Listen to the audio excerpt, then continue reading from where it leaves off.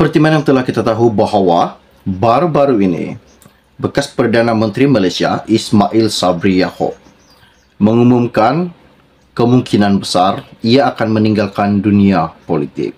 Namun hari ini satu lagi isu yang menggemparkan di mana Ismail Sabri mengesahkan bahawa ia tidak akan mempertahankan jawatan naib Presiden UMNO. Ini bermakna adakah Ismail akan meninggalkan dunia politik buat selama-lamanya. Okey, baiklah, sebelum saya meneruskan isu yang tergempar, mohon kiranya pertimbangkan tolong tekan butang subscribe dan kongsikan video ini. Terima kasih. Lebih kurang 10 menit yang lepas, media ini berkata memandangkan tempoh penamaan calon bagi pemilihan UMNO semakin menghampiri tarikh akhir. Bekas Perdana Menteri Ismail Sabri Yaakob mengesahkan dia tidak akan mempertahankan jawatan naib presiden parti itu. Bagaimanapun, ahli Parlimen Berak tidak mahu mengulas punca mengapa dan keputusan itu dibuat, tetapi berkata dia akan mengeluarkan kenyataan media tidak lama lagi. UMNO sedang mengadakan pemilihan bagi jawatan naib presiden, jawatan majlis tertinggi dan jawatan kuasa bahagian pada 18 Mac ini. Manakala tarikh akhir pencalonan akan ditutup pada hari ini.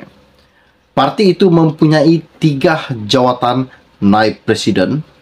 Setakat ini 8 pemimpin parti telah menyerahkan borang pencalonan untuk bertanding, termasuk 2 penyandangnya, Khalid Nordin dan Mazhir Khalid.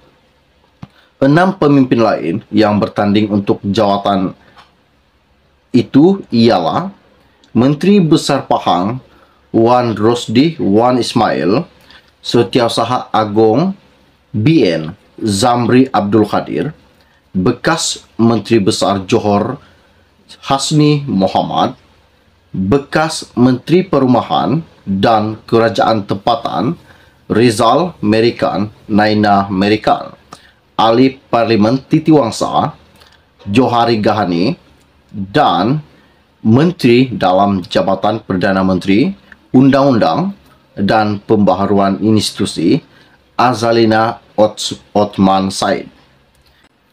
Perhimpunan Agong UMNO bulan lepas menerima pakai ketepikan tidak mempertandingkan jawatan presiden dan timbalan presiden parti.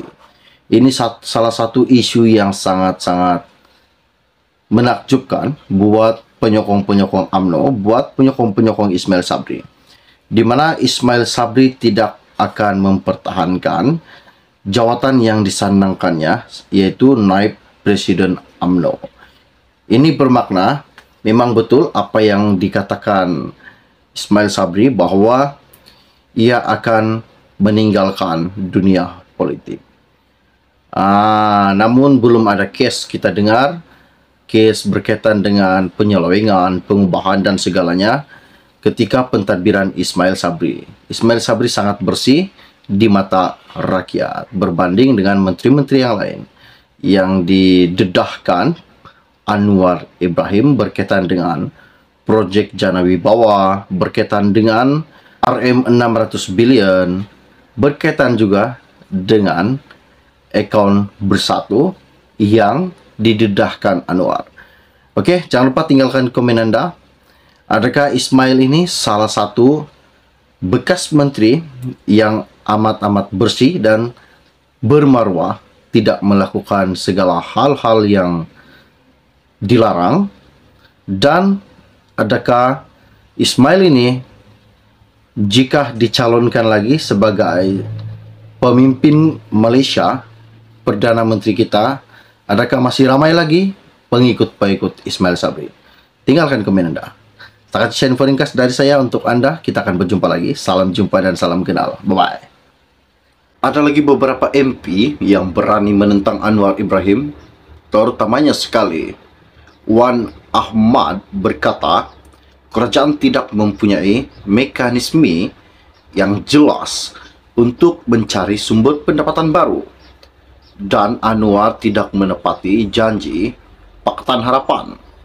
Dan salah satu lagi MP ahli parlimen daripada Arau, Syahidan Kasim berkata, ahli parlimen pembangkang sepatutnya mendapat peruntukan yang adil dan sama rata seperti ahli parlimen kerajaan kerana ia merupakan wang rakyat. Ini salah satu isu yang menggemparkan buat seluruh rakyat Malaysia, di mana Syahidan berkata baru-baru ini di dalam Dewan Rakyat mengatakan kepada Anwar bahawa meminta Anwar untuk memberi sama rata berkaitan dengan belanjawan rakyat.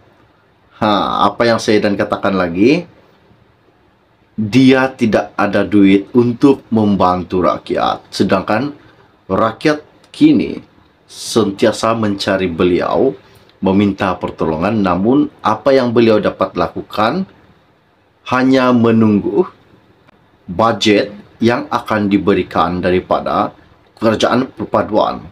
Ini yang saya dan maksudkan. Okey, baiklah, sebelum saya meneruskan isu yang tergempar, mohon kiranya pertimbangkan, tolong tekan butang subscribe dan sharekan video ini. Isu yang tergempar di dalam media ini mengatakan, ahli parlimen dari Perikatan Nasional PN membidas kerajaan berikutan tiada peruntukan diberikan kepada ahli parlimen pembangkang dalam belanjawan 2023. Ahli parlimen Arau, Syahidan Kasim, berkata ahli parlimen pembangkang sepatutnya mendapat peruntukan yang adil dan sama rata seperti ahli parlimen kerajaan kerana ia merupakan wang rakyat. Katanya Syahidan, kami wakil rakyat, kami menang pilihan raya. Kami tak dapat peruntukan, ahli-ahli parlimen daripada kerajaan dapat peruntukan. Kami tidak dapat. Kenapa tidak dapat? Dalam dunia ini tidak kira oposisi, tak kira kerajaan, peruntukan ahli parlimen dibagi sebab ini ialah peruntukan rakyat. Kami bukan minta duit poket, kami minta duit rakyat itu diberi sama rata, katanya Syahidan baru-baru ini. Sebelum ini juga, ahli parlimen Kota Baharu Taqiyuddin Hassan menggesah Anwar Ibrahim mematuhi manifesto Pakatan Harapan yang berikrar memberikan peruntukan sama rata kepada semua ahli